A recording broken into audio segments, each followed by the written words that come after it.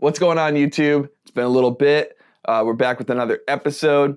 This whole quarantine thing kind of put a halt to a lot of my videos and a lot of my client work. I'm sure it's the same with you guys.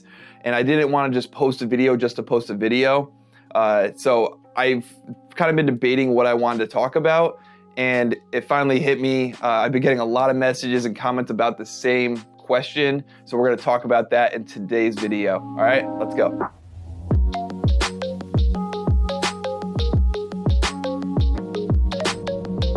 Okay, so if you're new around here, my name's Garrity. I'm a photographer, videographer based out of Connecticut. I do a lot of photographer to photographer talks where I don't read off the spec sheets. I like to give real world scenarios on why I use the gear I use and also just helpful tips in general. So if you guys kind of like that stuff, please like and subscribe. And it really goes a long way, so thank you for that. So today's video, we're gonna talk about a topic that everyone seems to be constantly going through, and that is, should they upgrade their gear or should they stay with the gear they have? What should you be doing? And I've gotten this message already a lot, and I see it a lot in the comments too. Garrity, I have so-and-so lenses and this camera, but I want this body. That's gonna make my work excel. Like, that's what's limiting me right now.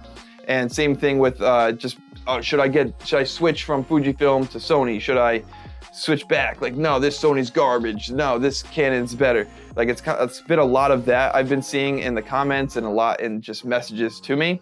Hopefully it'll make it easier for some of you out there to decide on what you really need or what you should be doing or what the next steps you should take as a photographer or videographer. All right, so I want to play with a game with you guys to start off, and that game is, was a shot on DSLR or was a shot on iPhone? And I'm sure you guys have seen this before. It's nothing new, but it's gonna kind of prove my point later on. So that's why I want to play with you guys. I'm not gonna have you decide what DSLR it was shot on, but I will end up telling you that. But I just want you to decide which one is what. It's just a fun little game, so let's try it.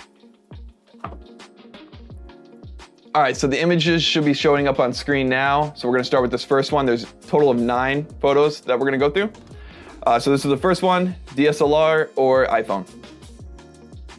And the answer is, it's actually a DSLR. It's a Nikon D3200, a very inexpensive camera nowadays, but also still a great one. Let's go to the next image. That's a photo of me. And before you jump to conclusions, I know it says Sony a7 Mark II in there and you're like, Garrity, you're just shooting on a mirror, that's it. No, this was actually someone else taking this photo of me on a video shoot. And this was actually shot with the Nikon D3S, so a DSLR. What about this one? This one was shot on an iPhone. Did that one trip up any of you guys? Still a great photo. I think it could pass for a DSLR photo. How are you gonna tell, you know? It wouldn't be until you blew it up that you might be able to see, count the pixels kind of thing, that you can tell that it's not a DSLR. Still a cool photo though. What about this photo? This was a DSLR. This was actually shot with the Lumix GH5. What about this photo? Cool interior shot. This was shot on an iPhone XS Max. Did that one trip you up? Maybe you got the first one, but how about this one? Did that one slip up? All right, what about this night photo? This was shot on a DSLR. This was with the Sony a7 Mark II.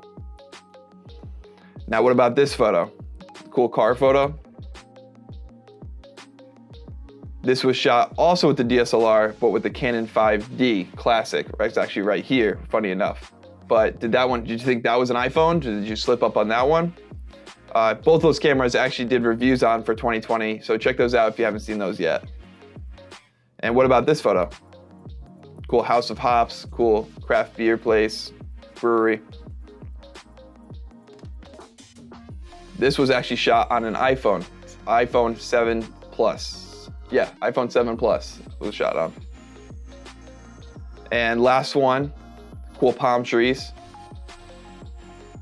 This was shot on the Sony a7R III, so a DSLR.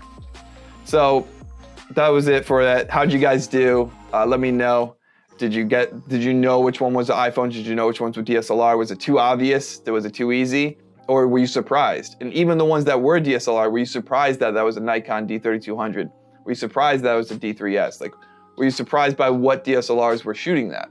Now again, the color grading and the editing, yes, plays a part in it, but all of them had the color grading and editing. Now, I just wanted, my whole point, the whole reason for doing this and to showing you that was I want you to make the most out of what camera you are using. Before you click off, because you're like, Garrity, I've seen these videos before. Oh yeah, you don't need this, you don't need that. It's easy to say when you're using a $3,000 camera, whatever. It's not about the camera, it's about the photographer. The camera is just a tool, and it's all about the artist. We're at this point with technology that there are so many options for cameras, DSLRs, and even just shooting on your iPhone that will pass for professional work.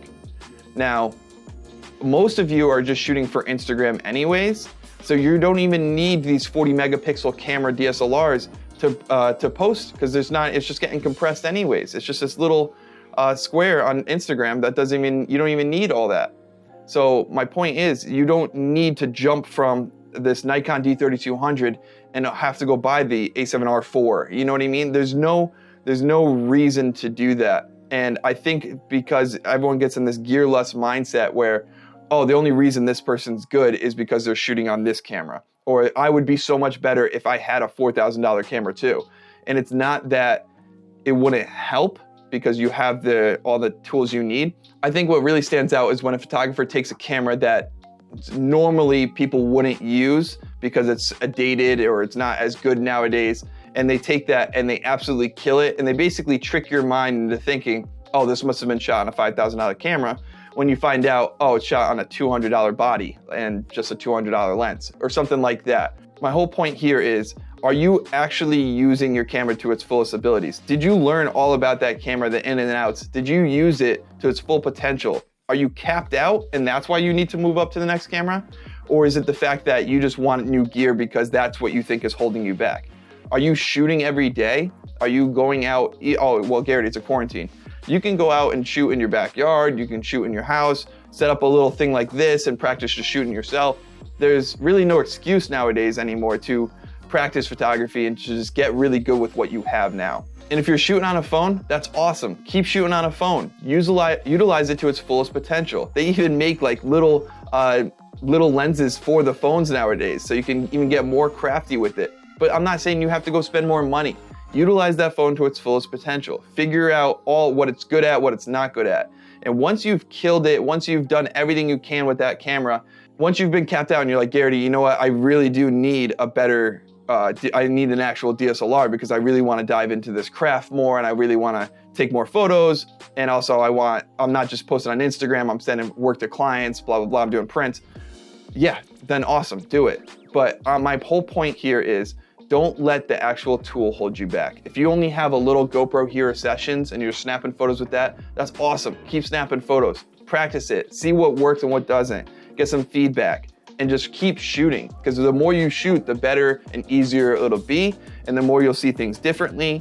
And there's nothing wrong with actually just shooting on a GoPro Hero Sessions. Don't get in your headspace and be like, oh, I need that camera, and that camera's garbage, and then my camera sucks, but that camera's awesome, and that's the reason why.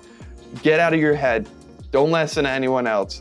Use what you got, kill it, and it's even better when someone gets surprised by that photo, and they're like, wait, you shot that on a Nikon D3200? Wait, you're doing professional work? You're doing more clients than me, and you're shooting on a $200, $300 camera? How much of a jab is that when they're shooting on these $5,000, $10,000 rigs and you only have this $300 camera and you're killing it and you're utilizing it to its fullest potential? And that's the beauty of it. We're all artists, we're all photographers, videographers nowadays with your camera anyways. It's all about how you stand out as an artist. So utilize what you have in your gear bag and don't worry so much about, oh, I need this lens. That's what's holding me back. Oh, I need that camera. That's what's holding me back. Get out of your head. Stop listening to what everyone else is saying and just listen to yourself and just utilize what you got, kill it with that camera. And if it's capping you out and you got more work or you need to do this because of something, actually structure it out and make a financial sense why you should be upgrading.